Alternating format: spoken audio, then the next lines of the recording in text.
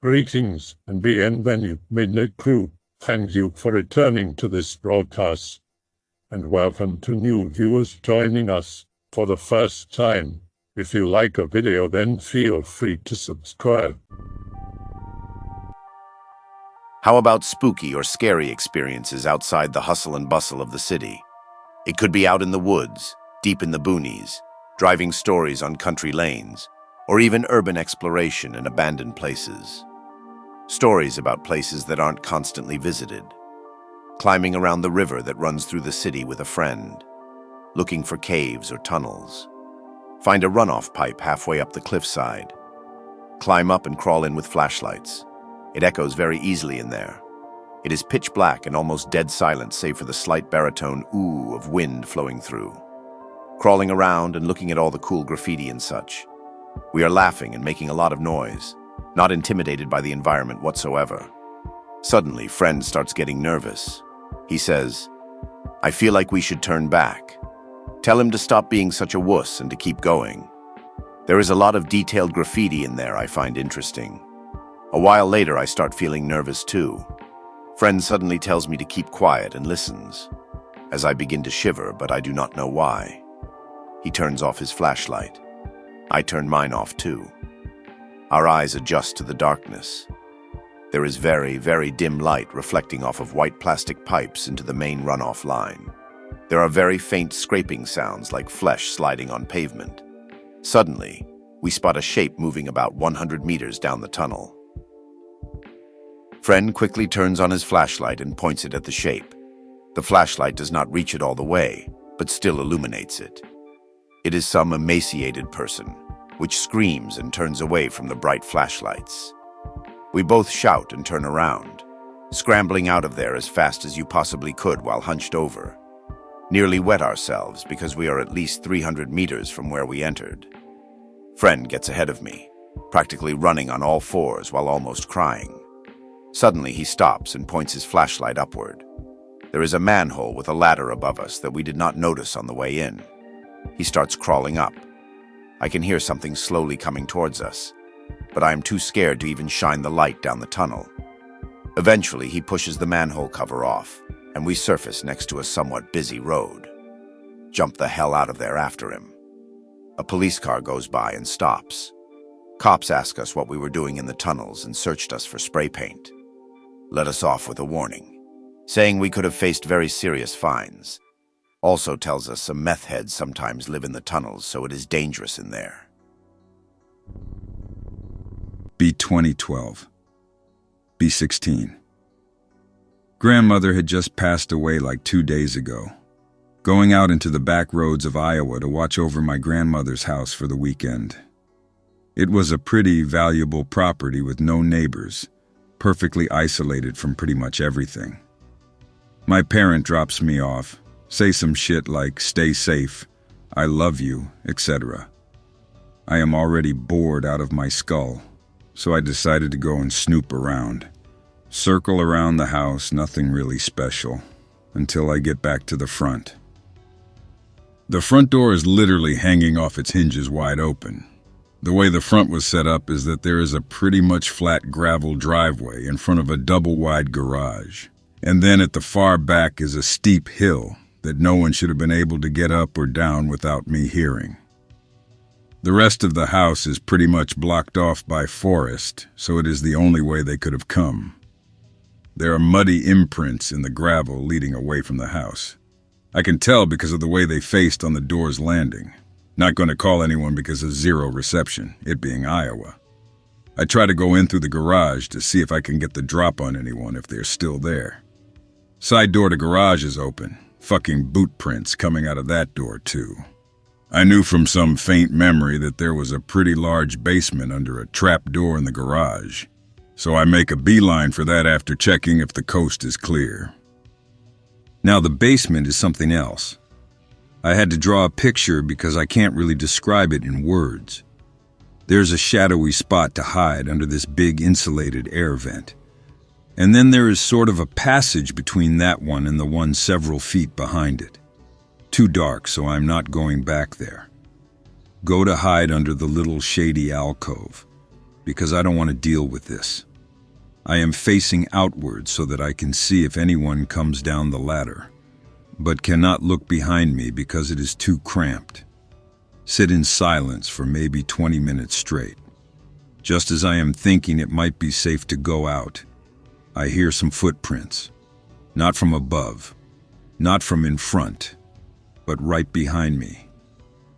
Stay as still as is humanly possible. Hear heavy boot noises getting closer, so I hid as tightly under that vent as I can, basically getting a face full of dust with how close to the floor I am. That's when the boots stop. Like literally, just stop. They're still there, I can see the toes just barely, but they're just standing still. This is where I die.jpg, just lying cramped there for what seems like ages, until I decide I'm going to smooth talk my way out of this. I say, "Sir, I'm under here, can I please come out?" Nothing. I say, "Sir." Still nothing. Pretty sure he's just waiting for me to peek out, so he can shoot me or stab me for all I know. Start to shimmy out from underneath the alcove, fingers crossed, empty. The boots fucked over with mud, grass, rotten apples. It was an orchard house, or just empty. My Lord in heaven, what.jpg? I get out fully from the alcove. Have to post another picture of what I saw.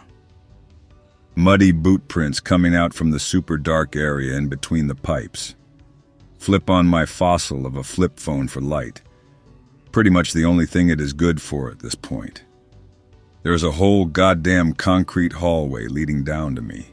Boot prints come from halfway. They only start from halfway down the hall.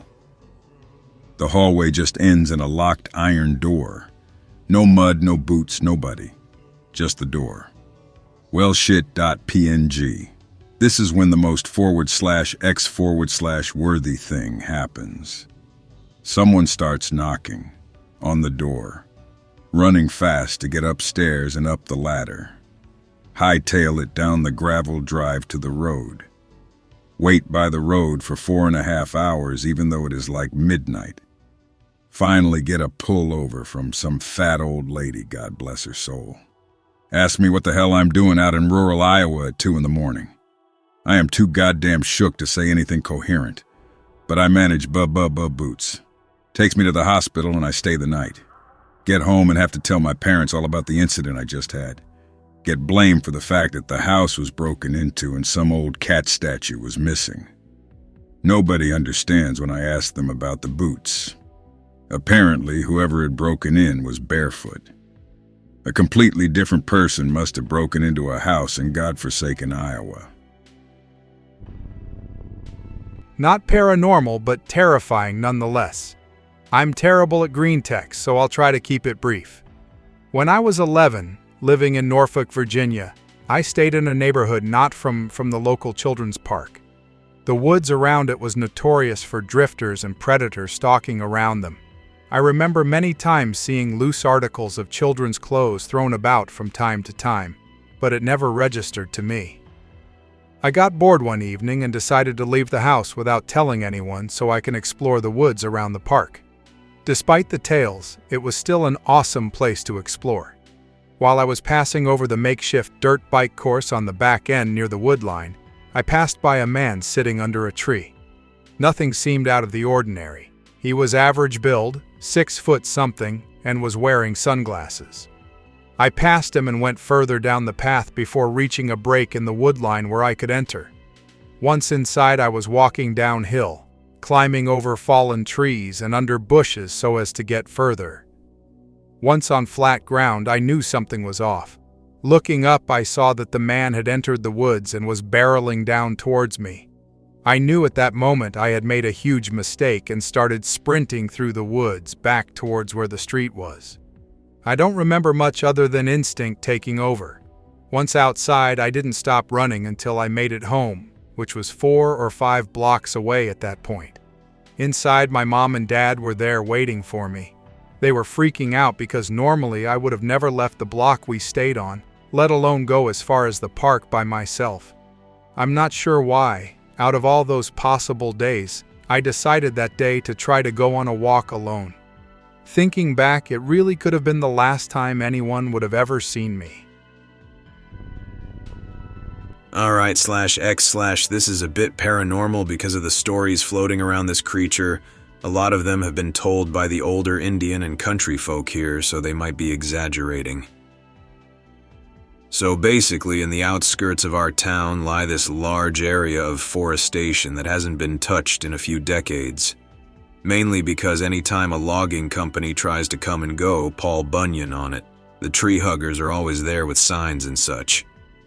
Anyways, one day old John was down in the forests hunting hogs with his hunting dog Jaeger. His dog followed a track deep into the woods and eventually ran too fast for old John to catch up and lost him. A short time later, however, old John found his dog barking at the bloodied remains of a deer caught in some branches. The head was completely gone, and the organs were ripped apart and shredded across the forest. This is where it gets a bit paranormal. When old John turned around, he saw a megalithic creature standing before him. It stood 2 feet taller than himself. He is about 6 feet tall, and had large tusks gaping out of his mouth. Staring down the creature eye to eye, old John had nothing more to do than to defend himself with his rifle. IIRC, it was a Marlin Classic Model 1895 4570. Anyways, he pointed his gun out right at its neck and fired. The hog just stood there while the bullet penetrated through his skull and ripped out the back of his head and did nothing. Shortly after, the hog charged old John and, using his tusks, flung him up into the air and pummeled him into the ground once he returned to earth. The old man revealed several large, fresh gashes on his chest to us, which was evidence that he did encounter this large beast. After getting up from the hog and running, he looked behind to see something that he claimed was imprinted in his mind. The demon hog, as he called it, ran at lightning speeds and left the leaves amongst the grounds and ashes as he barreled toward me. Now this is where the story got interesting. He managed to avoid the hog and continued running, but was still being chased. They reached a cliff where he stopped and did a roll to avoid the demon hog that was surely out for his head. The hog didn't stop quick enough, so instead of turning around and killing him, he fell off the cliff. Old John ran over to check on what had happened to the beast, but when he looked down, he saw nothing at the bottom, nothing at all. He claims that every night after he goes hunting for hog, he sees the beast outside snooping in the backdrop of the forests. Alright, so that is all of old John's story on the demon hog. If you guys want, I can spin the tale that the local Indians have told me about it. Their story is a bit more unique and has more in-depth analysis as to why the demon hog is how it is. Indian's tale. The demon hog, Siqua Asgina, was a legendary warrior hog from the ancient days.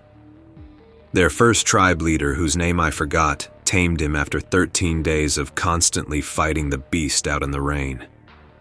After the hog was tamed, he gave it a saddle, or a riding seat, and equipped it with wooden armor as defense against arrows. Their first battle by a creek about 10 minutes from my house resulted in 1,000 Indians being killed, 200 killed by the war hog, who was at the time called Unaqua Siqua, Great Spirit God. The war hog was used in 12 other battles. One of them was at the cliff old John was hunting near, the same cliff the demon hog fell off of. Too spooky. Anyways, after being war-torn from the battles, the chief of the tribe ordered the war hog to be killed and used for food. After hearing the chief's plans for him, the war hog went on a rampage and killed everyone in the village besides the chief. Face to face, they fought again for another 13 days, this time out in the hot sun. As the story goes, the chief eventually killed the hog with its own tusk by ripping it out and stabbing it through his heart. Another story, told by another Indian, goes that the hog pummeled the chief to death, and in the process created the river that runs throughout town. I've got one. Be about 15 or 16. Have an awful sleep schedule, which may explain this incident. My family was at Walmart. That's not the scary part. I just kind of wander off while they shop and meet them back at the register when we go to grocery stores. drifting along near front registers not far from one of the entrances. Out of the corner of my eye, I could see a short, chubby, well-dressed man, probably around 35 feet away from me. Didn't really think anything of it initially, just assumed he was shopping like anyone else. He starts walking towards me. Don't think much of that either. Again, just assume he was going to walk past me. As he keeps getting closer, that seems less and less likely. Can't help but look up at him now. He's in a dark gray suit with a black pork pie hat and very dark purple John Lennon or Ozzy Osbourne style sunglasses. I'm sure there's a term for that particular style of sunglasses, but that's what I know them as. He looks young, probably late 20s to early 30s, and has reddish brown hair and a goatee. I can't tell if he's looking at me or not because of the sunglasses, but he's facing me and still approaching. I kind of stepped off to the side to avoid him. He adjusts for this and continues to walk directly at me.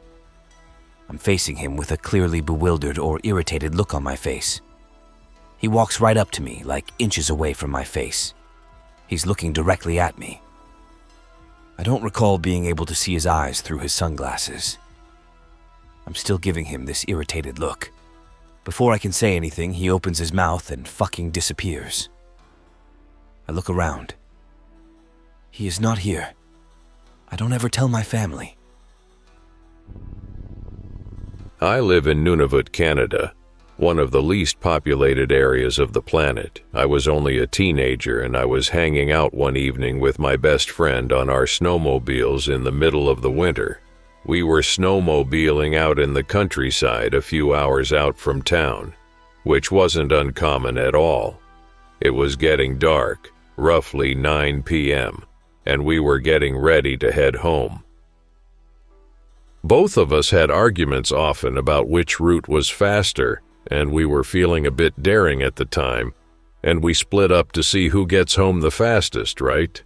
For the first hour alone, I kept on hearing strange droning noises above me, but I thought nothing of it because I looked up, saw the northern lights, and assumed it was some sort of magnetic reaction. After the first hour, I saw a bright light shoot past me from just above me, going directly in the direction I was planning on heading. I assumed it was just a shooting star in the sky and thought nothing of it and proceeded carelessly. For the next few minutes, I found odd scraps of a material I couldn't explain littered around in the snow on the trail. Looked like metal but bent like rubber. I thought nothing of it and figured it were debris from vehicles, but I was intrigued by the material nonetheless and took one bit of it and stuffed it in my pocket. I got to a clearing eventually and saw something sticking out of the stone. It was a large egg-shaped object releasing some steam around little holes circling the middle of it, and there were 3 branch-sized legs holding it up.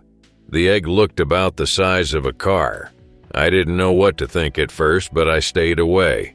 There was a red screen on the top of the egg-like thing that started to glow red and shone a light at me. The thing made 3 ear-deafening bleep noises that blurred my vision and I couldn't hear for at least a day or two. When my vision was blurry, I swore I saw figures in the tree line near the egg-ship thing, and I bolted on my snowmobile, regardless whether or not my vision was in the right state to drive. I didn't care where I drove, but I just needed to get away. I saw a few more lights in the sky and I was hitting multiple bumps. Eventually, I wound up in a very thin forest on my snowmobile, and from a bush, a yellow beam hit my snowmobile and slowed it down. I was forced to run. My vision was starting to return to me and I was getting less disoriented. I didn't bother trying my cell phone because I was certain it wouldn't get any reception out there, and even if it did, whatever was trying to get me probably would beam it like it did my snowmobile. I kept on running in a random direction for who knows how long until I came across a trail and eventually into my friend, who was sitting on his snowmobile. His snowmobile wasn't working as well. He too seemed to have had some really freaky encounters, and so we both had to walk home. Obviously, I couldn't hear him, but he couldn't hear me. It was still apparent that we both went through some shit. When we both got reunited, whatever was chasing us, which we came to the conclusion probably were aliens, stopped bothering us. About a day later, when our hearing returned, we told our experience, and he claimed that he had seen 3 tall, scrawny, small-headed figures with small beady eyes and ant-like jaws standing in the middle of the trail, who zapped his snowmobile and left him there. I have never been more frightened in my life compared to that night.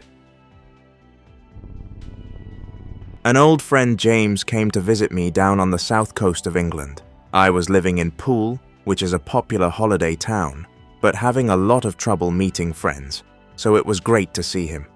He was having a rough time at work that year, and was deeply angry with the world. To release the stress, we'd get in his sports car and go joyriding around the local countryside.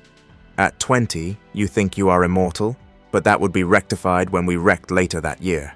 That particular night, I thought we'd do something different.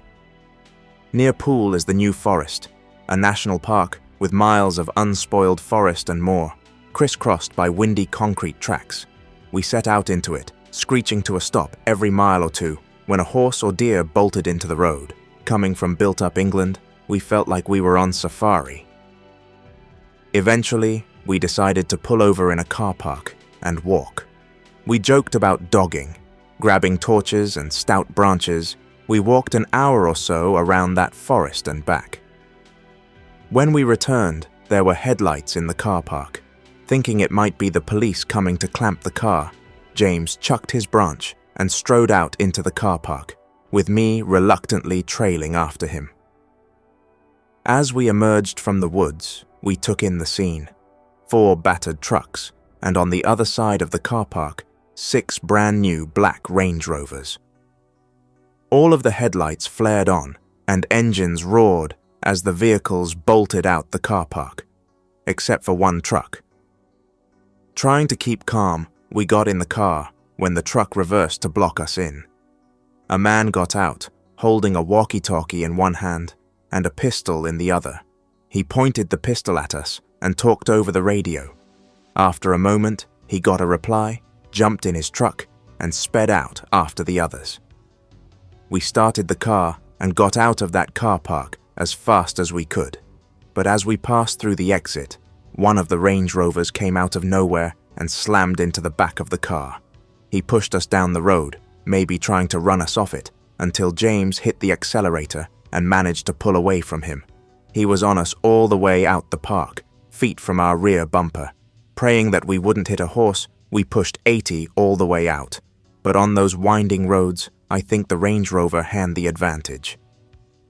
As soon as we emerged onto a real road again, he took the opposite fork and left us with a smashed-up car and a complete unwillingness to call the cops.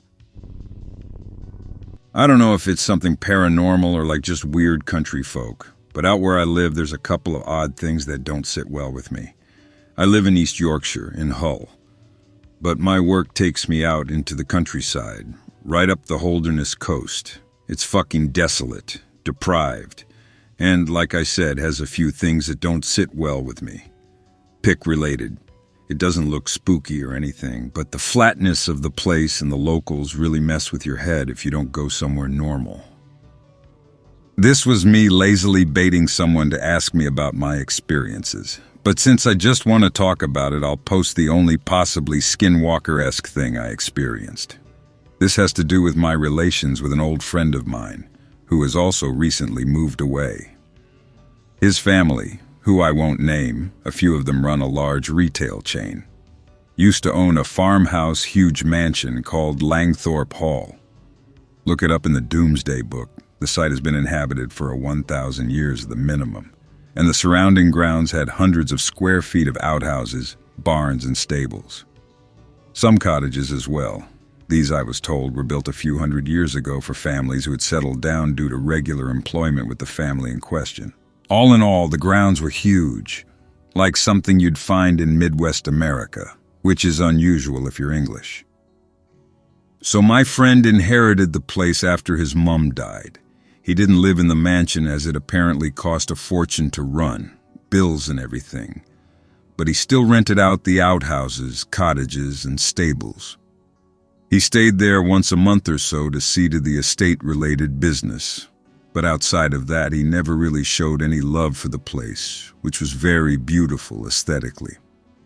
We went for BBQs in the summer sometimes, and in 2011 I saw him leading a horse to a paddock, which is unusual, as he rents the stables to horse owners and doesn't actually have any horses himself, from the servant's bathroom. Shit you not. JPG. Anyway, when I go back down to the BBQ, I ask him if he's going to do a canter or something for us, just joking around. He laughs sarcastically and talks about something else. He only does this when I push him too far, like when I called his grandma Captain Cancer when she was dying of cancer. So I leave it, because I'm no longer a cunt. Obviously, it's his business, and he's not in the mood to discuss it. Whatever. Fast forward a few hours, I'm still awake with a few other friends smoking some Du Bois when we start to hear the horses kicking up a fuss. We all ready his shotgun and go chill upstairs. His house is often targeted and staked out by burglars with it been so far away from anywhere of note. Think nothing more of it.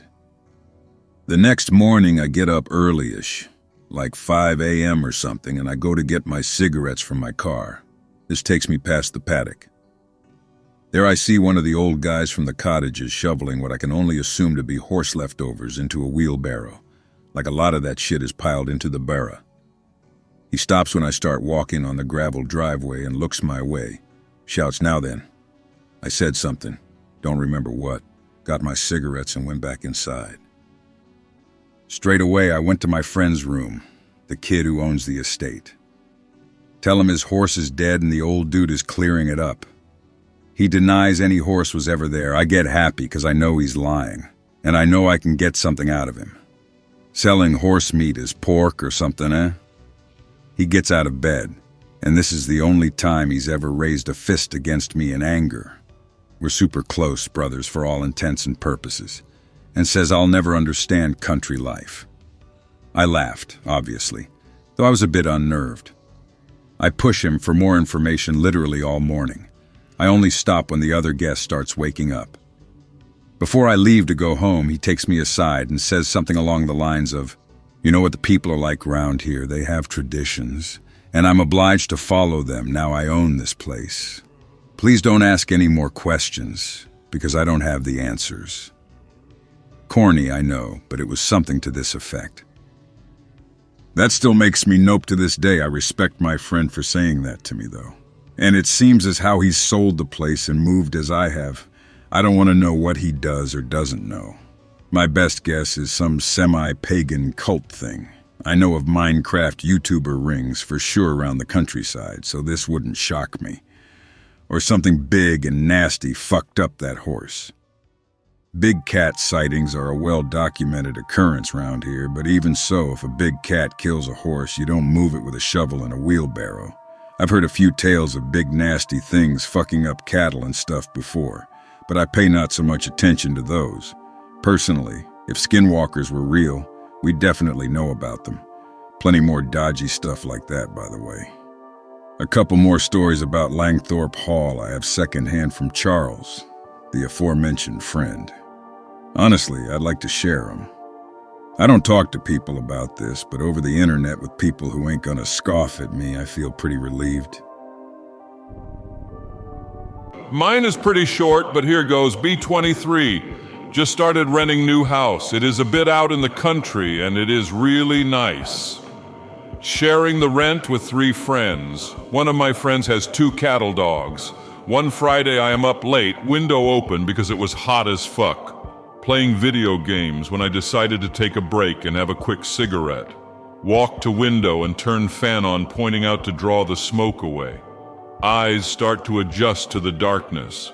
The fenced-off portion of the backyard is maybe 1/4 of an acre, with a gravel path leading down to a shed at the fence, far away from the house. The fence is pretty much at the tree line of the woods.